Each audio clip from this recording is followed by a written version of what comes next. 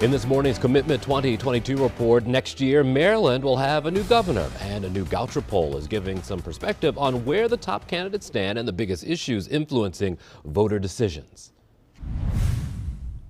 Joining us now is Dr. Malia Cromer. She's from the Hughes Center for Politics. Good to see you. Hey, Jason. Thanks for having me. Latest numbers out from the Goucher poll. I think we knew where the governor's race was going.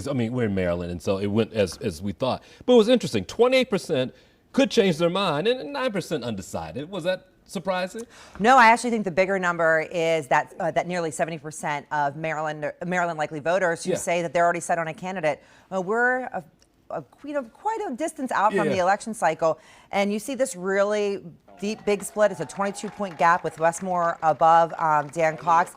It's going to be really difficult for the Cox campaign to close that gap in these last sort of months of the campaign. Sure, and Maryland's sort of holding true to old school Maryland. It looks like Democrats are pretty strong across the board in these top races. And that's exactly what we're seeing here. So during the Hogan years, both 2014 and 2018, you saw some conservative Democrats and moderate Democrats break away from the party and support the Republican governor. But that's not what we're seeing right now. Among Westmore supporters, it's nearly unified Democratic support. Sure. And on the other hand, Dan Cox is getting nearly unified Republican support, but we know that Democratic to Republican ratio, one of the candidates needs crossover votes and the other one does not. Yeah, and both are waiting for Governor Hogan to say either or. I have a feeling he won't say either.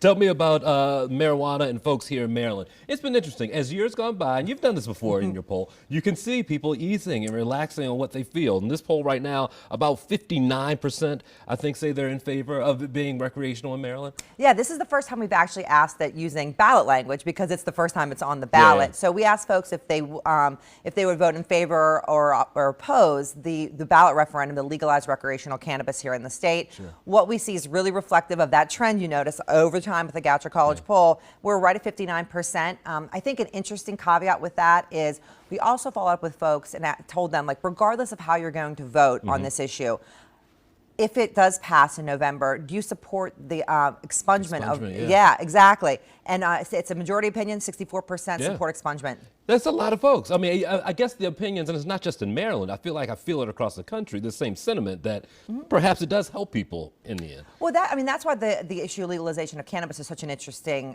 topic. Yeah. Because there's economic implications, there's tax implications, but there's also a huge criminal justice and social justice component because of the disproportionate amount of African Americans and other people of color who've been affected by marijuana laws. Yeah. Tell me also, let's talk a little bit about Roe versus Wade. When that decision came through Supreme Court, I think a lot of people said, all right, we're gonna vote with your conscience. We go in the booth come election time. But when you did this poll, it sort of felt like people, maybe this doesn't change where they sit or how they'll vote. Yeah? I think that's an interesting way to look at it. And I guess it's all about your perception. So 50% of folks say it's the overturning of Roe versus Wade doesn't really motivate them any differently to turn out in November. Yeah. But a full 44% of Marylanders say that it does, and that's actually a non-significant amount. When it's not half, but it's a large part of the electorate saying that yes, the overturning of Roe versus Wade makes me want to turn out to vote. A large percentage of those folks are women. So women, more than their male counterparts, have expressed that they are motivated by Roe versus Wade to turn out to vote in November. Sure. What do you make of the 45% of folks who say that the state's going in the right direction right now? Did you expect that to be higher? Did you have any expectation at all? Yeah, that's bounced around a little bit. So when Hogan first took office now 8 years ago, that right track, wrong direction number bumped up. More people thought the state was going in the right direction and then on the wrong track. Over the years, it's been pretty high, and it started to wane. I think the pandemic has really took a big hit on the way that folks see the direction of the state. Yeah. They're pretty split, but we're still doing far better than when you ask Americans nationally if they think the country's on the right track or the wrong direction. Marylanders still are more supportive of the way the state's going than what we see nationwide. Since we are an NBC affiliate, I guess I can brag about this because I want to hear you brag about it. So we've seen your polls everywhere. We see it on MSNBC now. Look at you, Malia Cromer. It was really exciting for us. Again, this is our 10-year anniversary, so it was a really great 10-year anniversary gift to see us on national cable news. Yeah, but honestly, if you look at 10 years, I mean, it really shows the hard work that you do. And when you look back at your students and folks who help you, I'm guessing that's a big rallying point for you guys. It feels really good, and it's exciting to be part of Maryland politics for the past 10 years and being able to ask about the governor, ask about all these different policy issues, and give Marylanders a chance to weigh in on the important issues of the day. Well, we love it. Dr. Malia Cromer, thanks for coming by. Good Thanks, to see you. Jason. Certainly.